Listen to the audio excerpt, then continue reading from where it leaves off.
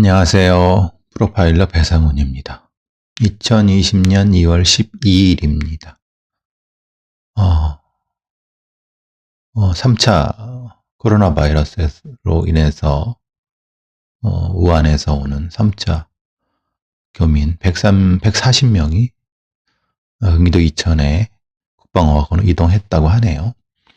5명 정도가 증상이 있어서 국립의료원으로 이송했다고 하는데 어쨌든 모두 다 건강하게 다 완치되시길 바랍니다.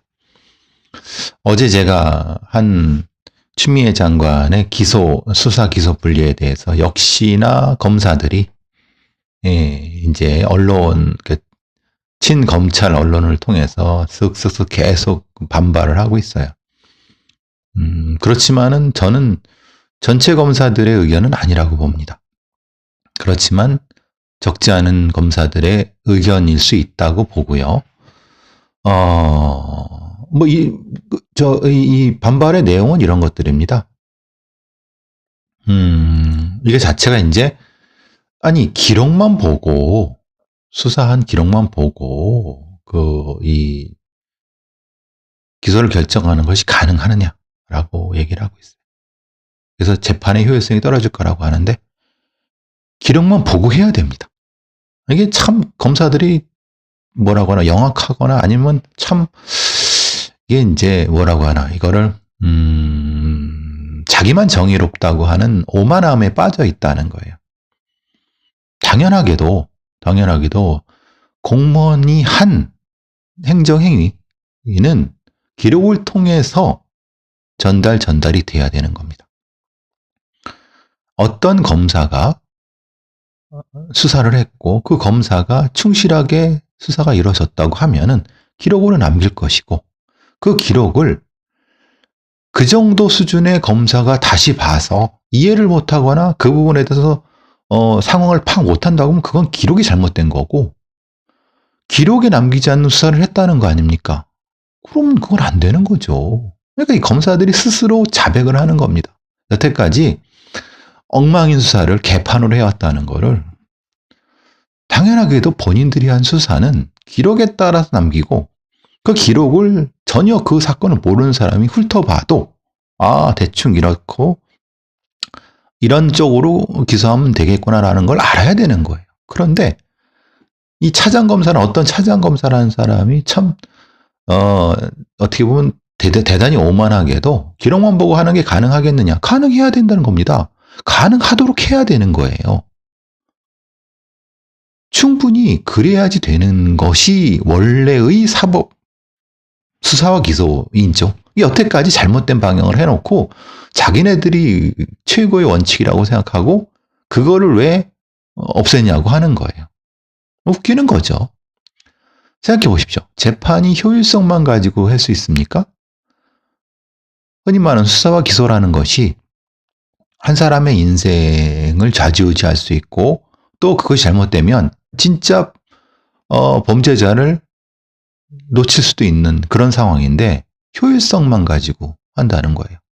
즉 수사와 기소를 같이 하는 이유는 효율성이라는 거예요. 그 얼마나 웃기고 오만 방자한 얘기입니까? 웃기는 소리죠. 근데 이런 얘기죠. 그래서 다시 얘기하는 게 그런 거죠. 권력형 부정부패 대응력이 떨어질 것이다. 여태까지 되게 편하고 데려다가 윽박지르고 때로는 고문도 하고 때로는 두들겨 패기도 하고 별건 수사하면서 해왔기 때문에 수사 능력을 발전시키지 않았기 때문에 못한 거를 이렇게 안 하면 대단히 그 부정부패가 만연할 것처럼 하고 있어요. 지금 우리나라가 OECD 국가 중에서도 부정부패 지수가 상당히 높습니다. 그럼 지금까지 그 검찰의 부정부패 수사는 뭐한 개지랄이라는 겁니까? 꼴값 떠는 거죠. 말도 안 되는 겁니다. 자기들이 제대로 했으면 이 모양 이 꼴이 됐습니까? 지수를 보세요. 여러 부패 지수 같은 걸 보세요. 너무나도 검사들은 오만합니다. 이런 부분에서. 그리고 특히 이제 무슨 또 차장검사란 인간이 하는 얘기가 공수처는 수사기소가 합쳐지지 않았느냐. 당연히 그거는 다른 문제죠. 왜냐하면은 공수처 같은 경우는 검찰의 10분의 1도 안 되는 인력, 40명 정도밖에 는 검사들 정도밖에 안 될 것이고 실제로 직접 수사 인력도 한 100여 명 정도밖에 안 됩니다. 그거는 아주 특수하게 검사들 아니면 이 판사들 같은 아주 제한된 대상을 하기 때문에 그러는 거고 검찰은 전혀 다른 거죠. 이게 흔히 견강부회를 하는 거죠. 엉뚱한 소리를 해야 되는 겁니다. 그러니까 하는 얘기는 이런 겁니다. 여태까지 검찰이 권력형 부정부패를 잘 대응해 왔는데 이렇게 수사 기소 같이 해서 왜 딴지를 거냐 이 말이에요. 자, 두세 가지가 문제가 되죠. 여태까지 제대로 해왔다고? 뭘 제대로 해왔어? 제대로 해왔으면 지금 우리나라 이 정도 부정부패가 돼? 지들끼리 원래 기소해야 될 걸 안 하고 기소해서는 안 될 걸 기소해갖고 지들 마음대로 엿장수 마음대로 기소하고 수사하고 하면서 이 나라를 이 꼴로 만든 검사들이 스스로 어떤 이 반성은 못할 망정 또 그지랄하고 있는 거 이런 거 진짜 너무 오만하고 오만방자한 겁니다. 당연히 수사는 그래서 수사는 범죄 수사라는 쪽 전문 수사기관 그것이 경찰의 범죄 수사국이 됐든 마약 수사국이 됐든 그쪽이 하는 거고 그런 것을 수사 결과를 가지고 거기에서 기소할 부분에 대해서 엄격히 법률 전문가로서 형사법 전문가로서 기소를 하게 되는 흔히 말하는 애터니가 되면 되는 겁니다. 프로시큐터 애터니가 되면 되는 겁니다.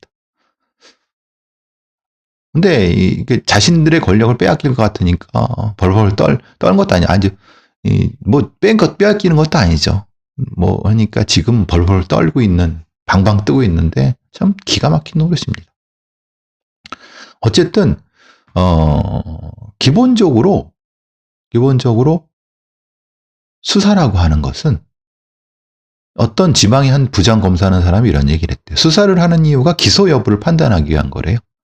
웃기고 나빠져 있는 거죠. 수사를 하는 이유는요. 실질적 진실을 밝히기 위한 겁니다. 이 사람은 형법부터 다시 배워야 돼요. 수사를 하는 이유는요. 실질적 진실을 밝히는 것입니다. 그 실질적 진실을 통해서 죄가 있는 사람은 기소를 하는 거죠. 그러니까 검사들은 전혀 잘못된 생각을 하고 있으면서 자기들이 최선의 선인 양 지금 떠들어대고 있다는 겁니다. 그러면 미국 같은 경우는 나라가 망해야 되겠네요. 수사 기소가 분리되어 있는데. 미국의 사법주의와 한국의 사법주의를 단순 비교하는 건 무리입니다만 누가 더 선진국입니까?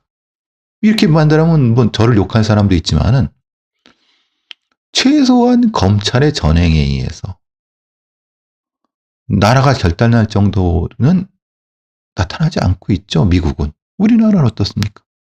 일부 아주 정치 검찰들, 아주 양아치 같은 정치 검찰들 때문에 나라가 지금 휘청휘청하는 것들 여태까지 많이 봐오지 않았습니까? 그 반성은 하지 않고 마치 자기네들이 하는 일이 매우 정의로운 양 하고 있는 건 매우 부적절하다는 겁니다. 이런 정치 검찰들을 싹 솎아내야지만이 우리나라의 정의가 새로워질 수 있지 않을까 싶습니다. 물론 추미애 장관의 그 모든 지금 하고 있는 것이 다 제대로 됐다고 생각하지는 않습니다. 그렇지만은 기본적인 방향은 맞는 것 같습니다. 제가 보기에는 아마 경험도 많고 깊이 그런 부분에서 이제 여러 의견을 듣는 것 같습니다. 근데 다시 말씀드리지만 검사들 반발 만만치 않을 겁니다. 상당히 반발이 심할 거고 이거는 아마 정권의 명운을 건 검사들과의 싸움이 될 수도 있습니다. 자, 조금 다른 얘기 한번 해볼까요? 사실 저도 아마 20대 때나 30대 때는 그런 얘기를 했을 것 같습니다. 뭐냐면 직장 상사가 여직원한테 이제 같이 밥 먹거나 회식할 때 야, 살찐다. 너 그만 먹어. 이런 말을 아무리 장난이라 하더라도 이건 성희롱이라는 것이 법원의 판단이라고 합니다. 그리고 그 발언을 듣고 술자리에서 그럴 수도 있지라고 하는 그 발언도 2차 가해로 법원에서 인정한다고 합니다. 이것은 서울 고등법원 행정 10부에서 판결된 내용입니다. 이게 이제 일종의 어떤 사람이 성희롱 징계가 이제 됐는데 그 음식을 먹으면 여직원한테 그만 먹으라 할진다 뭐 이렇게 이런 얘기를 하는 것들. 요즘은 이런 얘기하는 사람들이 많이 없어졌죠. 그리고 아마 근데 제 기억으로도 한 20년, 30년 전에는 이런 얘기를 아마 저도 했을 것 같습니다. 분명히 했겠죠. 근데 뭐 고의가 있거나 악의가 있는 건 아니지만은 이제 시대가 변했고 또 그런 우리가 성인지 감수성이라는 것이 중요한 화두가 되면서 저를 포함해서 많은 이 남성분들이나 아니면 남성이 아니라 여성분들도 이 자기가 하는 말에 대한 책임은 분명히 져야 됩니다. 그리고 분명히 잘못했으면 사과를 하시고 정중하게 그래야 될 것 같습니다. 꼭 명심하세요. 그만 먹어 살쪄. 이거는 아무리 농담이라 해도 해서는 안 될 말입니다.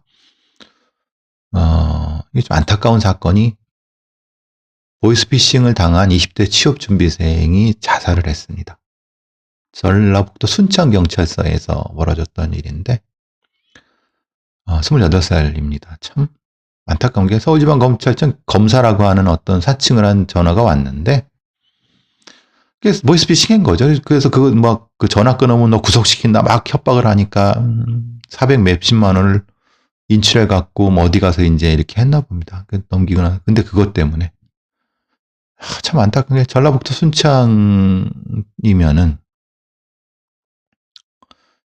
시골에서 400만 원 마련해 갖고 이제 흔히 말하는 취업 준비하려고 학원도 다니고 뭐 해야 되면 어려운 환경에서 알바도 또 저기 부모님들 돈 이렇게 해서 참 아마 절망했을 겁니다.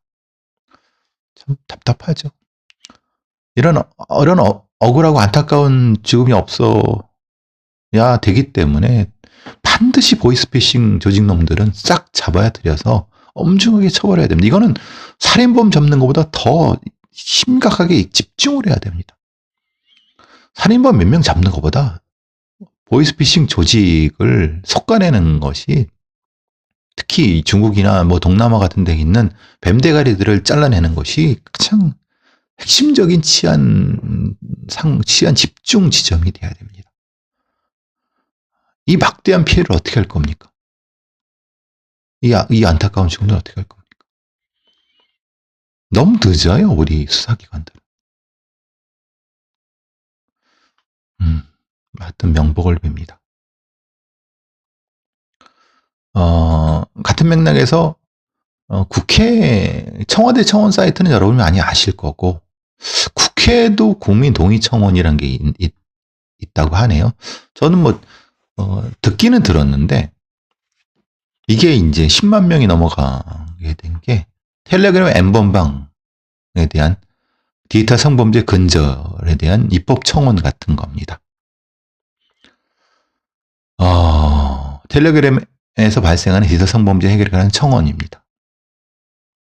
이렇게까지도 국민청원이 되는데도 불구하고 우리나라의 수사기관에서는 그나마 지난번에 조금 뭘 하고 하는 정도까지 좀 그렇게 심각하게 생각하지도 않고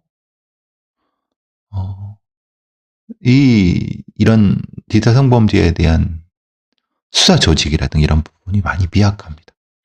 그나마 뭐 제가 어제 한 것처럼 경찰청에서 뭐 인터폴에 그런 걸 한다고 뭐 이렇게 하는데 이것은 그렇게 경찰이나 검찰에서 어떤 일시적인 어떤 비정기적인 어떤 이런 수사단 형태로 구성해서 절대 안 됩니다. 이거는 정식 직제를 가진 독립된 수사기관을 통해서 꾸준히 범죄 수익을 환수하고 꾸준히 추적할 수 있는 조직이 만들어져야 됩니다. 그리고 최고의 전문가들을 거기에 배치해야 되는 거죠. 다시 말씀드리면 우리나라의 경찰이나 검찰은 행정경찰과 행정검찰이 이 수사기관을 통제하려고 하는 겁니다. 그게 권력이 되는 거니까 그렇죠. 그래서 자기가 나중에 퇴직했을 때 힘을 갖게 되는 이런 악순환이 되는 겁니다.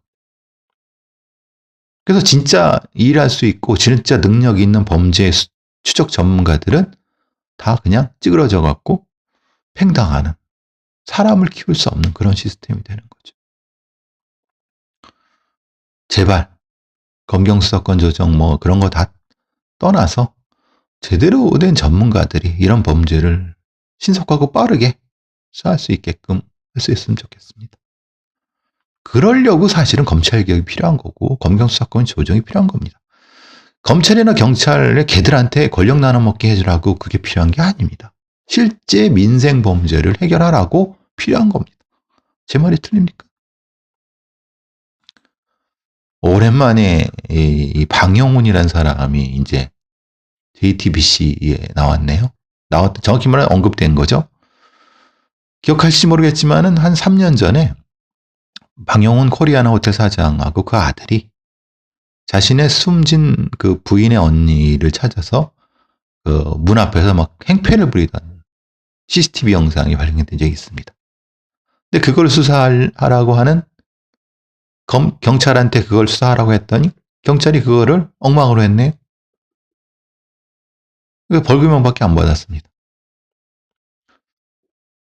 이게 뭐냐? 그래서 결국은 이 사건을 담당했던 서울 용산경찰서의 이모경위가 맡아서 수사를 했는데 불기소 의견으로 검찰에 넘겼고 그게 뭐 엉망인 거죠. 그러다가 이제 서울 서부지검에서는 뭐 그대로 뭐 방영훈 불기소, 아들은 기소유예 했는데 유족들이 다시 항고로 돼갖고 그 다음에 달랑 검찰에서 재수사를 했는데 근데 눈치가 보이니까 벌금 200만 원, 400만 원 약식 기소. 서울청 장기미제 수사팀에서 이걸 다시 봤는데 경찰 이모경위 이놈은 안 된다. 그래서 처벌해야 된다. 이건 명백한 직무유기죠. 글쎄 뒷돈을 받았는지 뭐 했는지 모르겠습니다. 압력을 받았는지도 모르겠고 여기 관련된 부분에 대해서는 경찰도 처벌을 받아야 되고 그거를 또 그대로 받아서 서울 서부지검도 역시 관련된 검사가 책임을 져야 되는데 뭐 그냥 다 같은 놈들이죠 뭐. 안 그렇습니까? 조선일보와 관련된 그 거대한 권력이 두려워갖고 처벌을 직무유기했다고 하면 그 사람들은 경찰 그만두고 검사 그만둬야죠. 왜 검사하고 경찰 합니까? 글쎄요. 이런 것 때문에 우리나라가 부정부패가 만연한다는 겁니다. 다시 한번 물어보죠, 그러면. 지금 수사 기소 분리하는 그런 지금 아까 차장검사나 이런 분들한테 이 사람이 이 경찰이 불기소 의견으로 올린 걸 다시 그대로 불기소 처분했던 방영훈을 처분했던 검사는 어떻게 할 겁니까?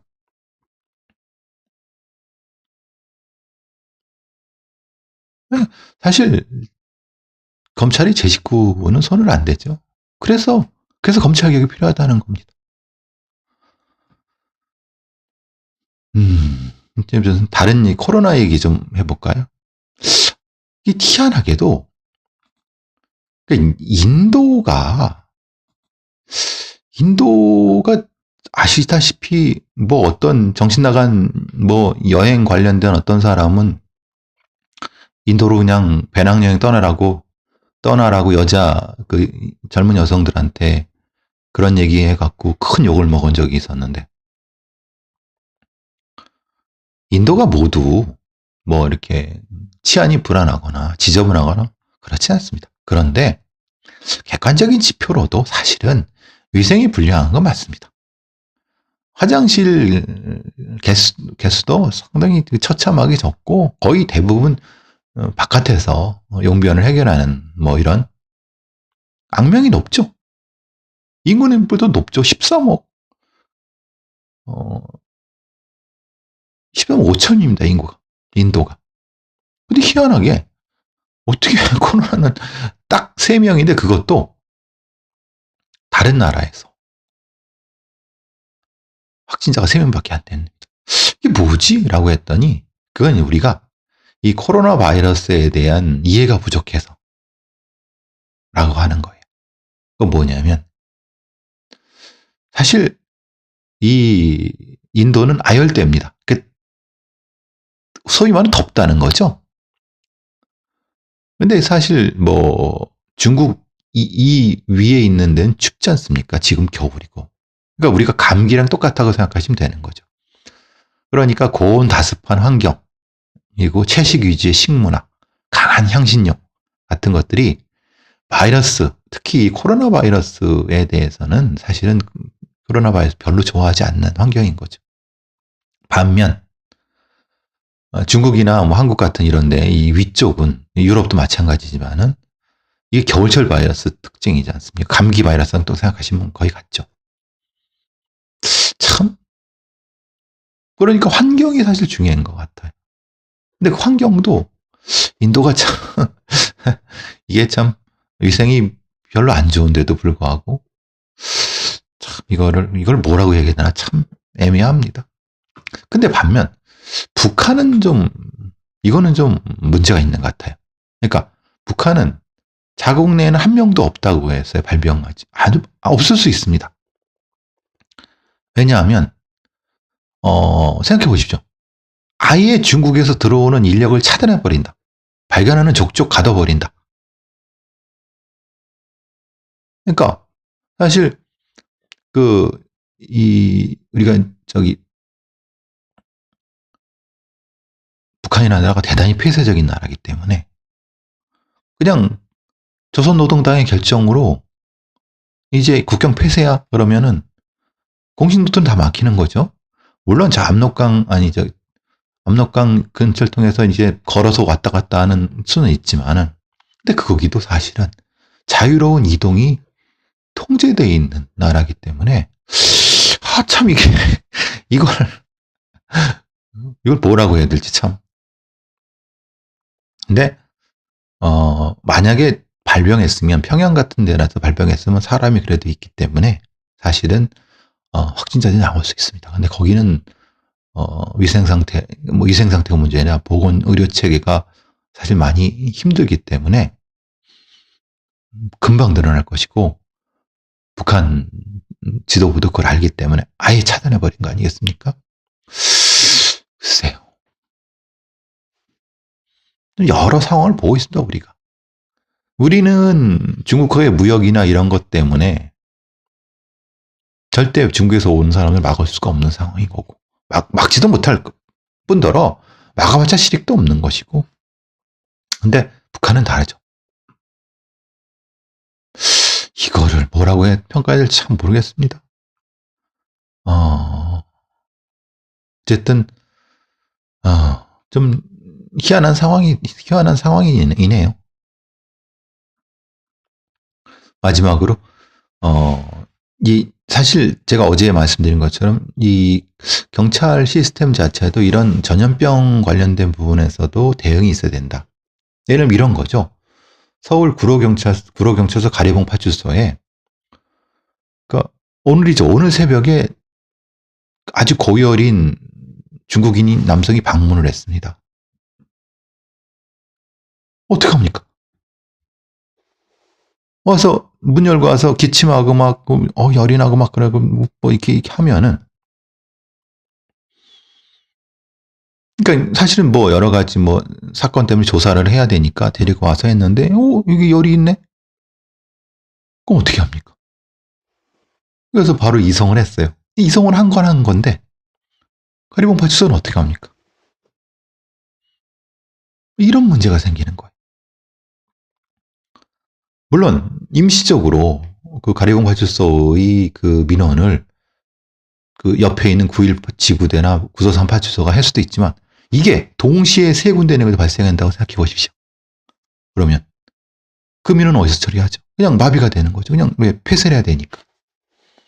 그러니까 이럴 때의 어떤 대응 매뉴얼이라든가 이런 부분들 말하자면은 예를 들면 이런 거죠. 민원이 들어오기 전에 그 지구대 파출소 바깥에 열화상 카메라를 설정해서 경보가 울리게 한다든가 들어오지 못하게 한다든가. 근데 그것도 웃긴 게 들어오겠다고 막무가내로 하면은 어떻게 합니까? 그냥 근무복 입은 경찰은 이걸 막아야 되는데 여기 마스크 쓰고 막다하든 막 하면은 이런 것도 역시 대응 체계가 있어야 된다는 거예요. 지금은 사실 뭐 이게 뭐 크게 뭐 위중하거나 엄중하거나 그런 상황이 아닐 수도 있지만은 분명히 이것은 대비를 해야 됩니다. 만약에 이런 어떤 긴급 단계라든가 이런 상황이 됐을 때 근무자는 방진복이나 마스크, 방독면을 차림을 하고 민원인을 대응을 하되 소독하는 부스를 따로 만들거나 아니면은 이 민원 대응 자체를 비접촉 민원으로 대체한다든가 이런 방식들. 촘촘한 매뉴얼이 있어야 된다는 거예요.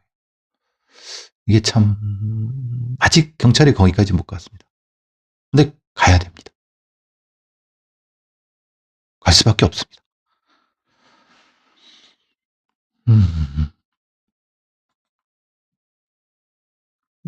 너무나도 많이 이제 그 기생충을 요즘 많이 얘기를 해갖고 저는 기생충보다 반지하에 주목을 많이 하고 싶은데요. 전 세계로도 반지하 거주 공간은 글쎄요 한국에만 있는 공간이라는 얘기를 합니다. 실제로 모르겠어요. 근데 60년대에 이제 뭐 건축법이 바뀌면서 지하실을 꼭 파야 된다. 플러스 그 지하실에 거주를 할 수 있다. 그러니까 지하실을 파는 건 문제가 아닌데 지하실의 지하 공간에도 이런 어떤 거주라는 명목의 주택의 공간을 인증해 주느냐. 이건 또 다른 문제가 되는 거죠.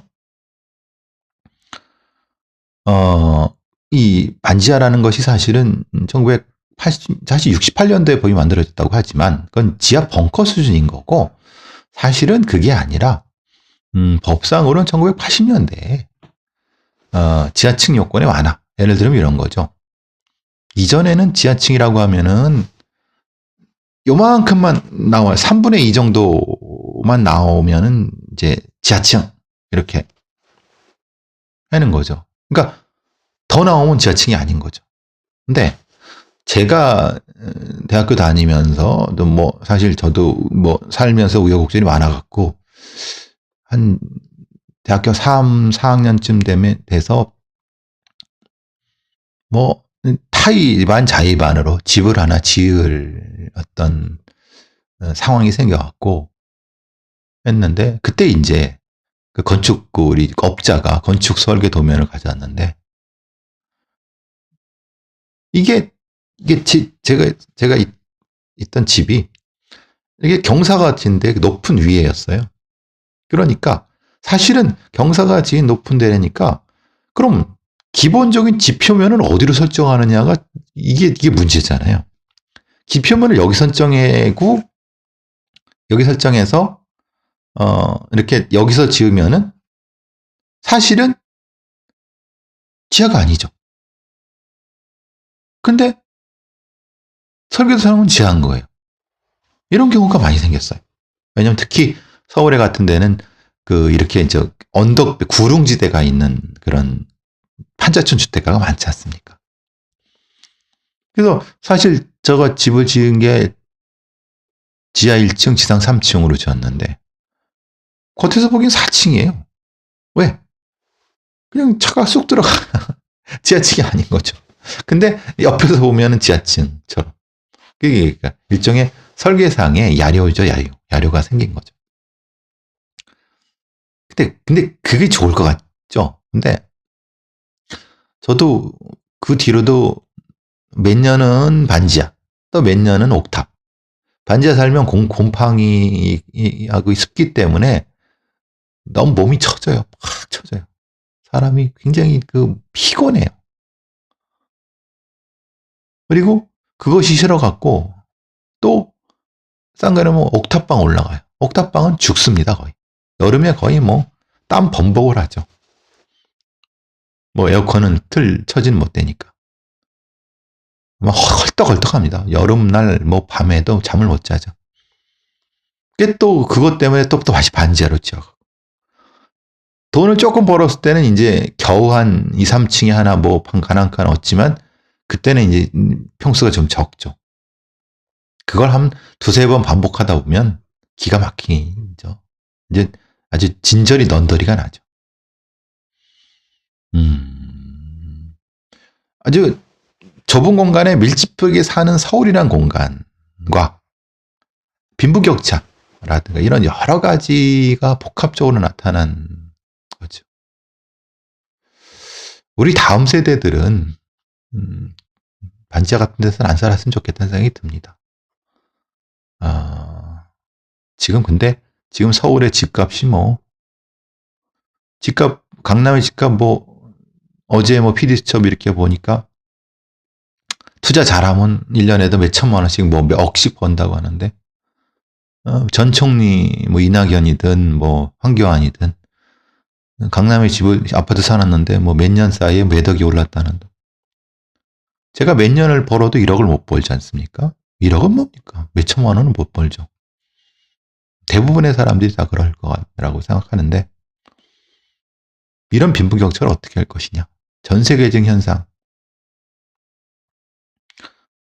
토지 공개념 그리고 임대주택 싸고 값싸고 생활이 편리한 그러면서도 이런 임대주택들 그러니까 토지를 소유하지 못하게 하고 토지로서 플러스를 못 얻게 하는 헌법의 개정 부분들. 근데 그게 가능할지 모르겠어요. 왜냐하면 그게 또 정치가 돼야 되잖아요. 근데 정치는 또 힘 있는 놈들이 또 여론을 좌지우지하고 아마 그 불가능할 겁니다. 어떻게 빈부격차? 예전에 디스토피아 영화를 보면은 여러 얘기가 많이 나오죠. 아주 높고 쾌적한 곳에는 아주 우리가 이 돈 많은 사람들이 살고 그 밑에 뭐 땅바닥 지하 속에는 보통의 그런 노동자들 밖에서 사는 우리가 영화에서나 보는 디스토피아가 지금 이제 많이 나타나고 있죠. 좀 씁쓸하지만 글쎄요. 우울하지만 그 우울한 주제가 오스카상을 받게 했으니 참 그것도 아이러니합니다. 자, 오늘 여기까지 하도록 하겠습니다. 오늘 비가 온다고 하는데 겨울비인 것 같아요. 한번 2월 한 다음 주에 한번 조금 추울 것 같고 우수 좀 지나면은 한번 춥고 그 다음엔 안 추울 것 같아요. 코로나 바이러스는 더위 약하다고 하니까 이번 겨울은 안 춥고 넘어가면은 뭐 3월 말쯤 되면은 코로나가 풀리지 않을까? 이런 생각도 드는데 뭐 제가 전문가가 아니니까 내일 또 뵙겠습니다.